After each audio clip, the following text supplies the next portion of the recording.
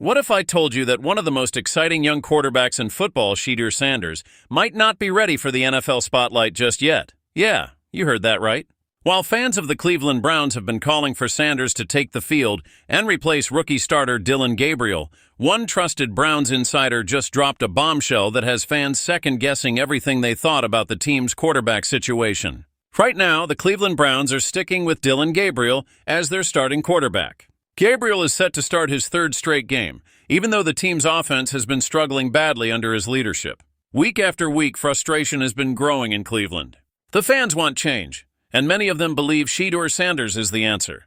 But according to longtime Browns insider Mary Kay Cabot, that move might actually do more harm than good, not only for the team, but for Sanders himself. Cabot didn't hold back.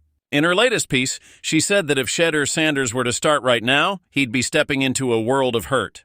She explained that with the Browns' offense in complete disarray, from inconsistent blocking to shaky play calling, even the most talented young quarterback would struggle to stay afloat. Sure, Cabot admitted Sanders might have the edge over Gabriel in terms of accuracy, but she made it clear that accuracy alone won't save a quarterback when everything else around him is falling apart. She pointed out that the Browns' offense has been failing in nearly every department, except for the running game, which only works when defenses allow it.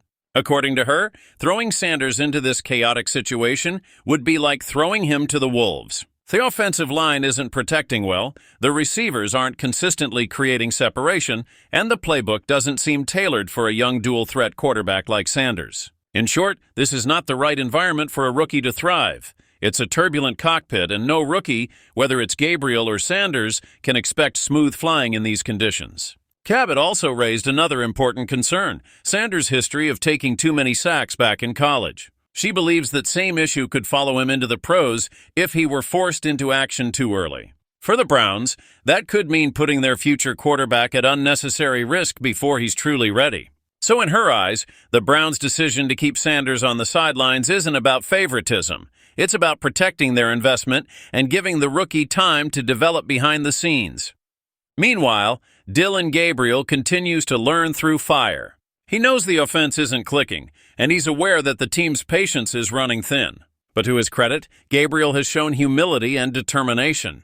In his own words, every start has been a learning experience. He's focusing on refining the small details, improving his timing, and adjusting to the speed of the NFL. He admits the margin for error is razor thin, but he's committed to evolving into a quarterback who can win games for this team. Gabriel has also been vocal about what needs to change. He's talked about how the Browns must find solutions to execute better on third downs, be more efficient in the red zone, and find balance between the running and passing game. He knows that as the starting quarterback, it all starts with him. He's not blaming anyone else. He's taking full responsibility for getting the offense back on track. As the Browns prepare to host the Miami Dolphins on Sunday, the spotlight will once again be on Gabriel. Fans will be watching closely, wondering if this will finally be the game where things start to click. And standing right beside him, quietly supporting from the sideline, will be Shedeur Sanders, still hungry, still focused, and still waiting for his chance. Sanders has made it clear that he's putting the team first.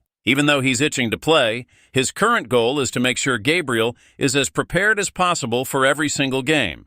That's not easy for a competitor like Shedeur, but it shows maturity.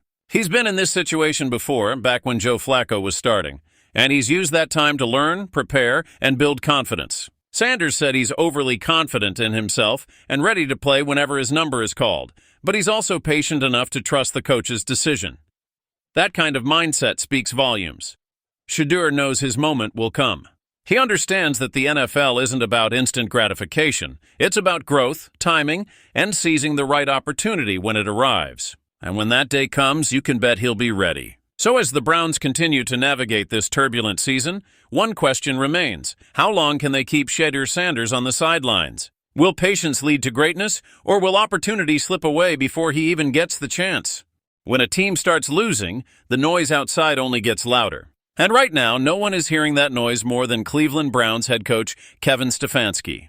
The pressure is real. The critics are circling, and every move he makes is being watched under a microscope.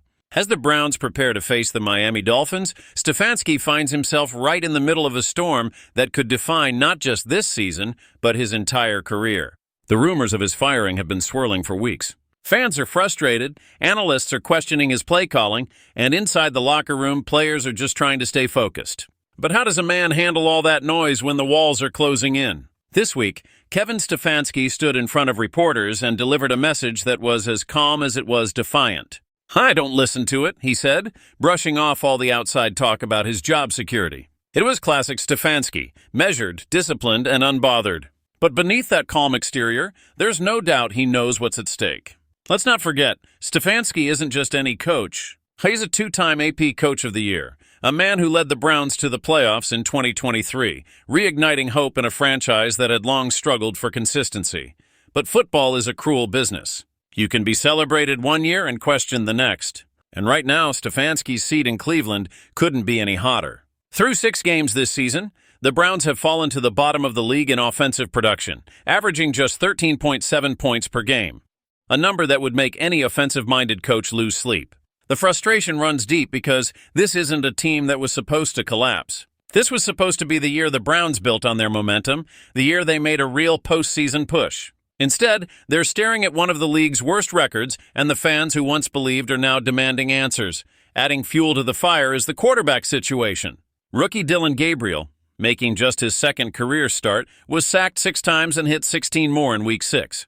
Those aren't just bad stats, those are signs of a team in disarray. The offensive line looks overwhelmed, the rhythm is gone, and the confidence is fading fast. For a coach like Stefanski, who prides himself on preparation and control, that kind of chaos is the ultimate nightmare. This isn't your average coach on the hot seat situation. It's more complicated than that. Stefanski's past success is actually working against him now. The organization knows what he's capable of, which means expectations are sky high.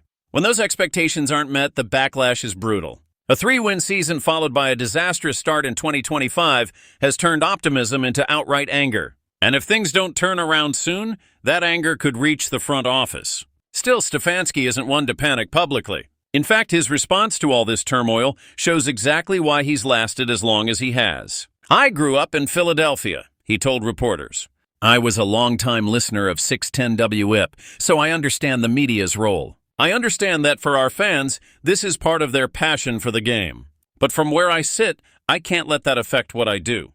Those words carry weight because they show perspective, an understanding of how this business works. But they also reveal something else, a man who knows he's walking a tightrope. Behind the steady tone, Stefanski admits one thing: this is a test of resilience.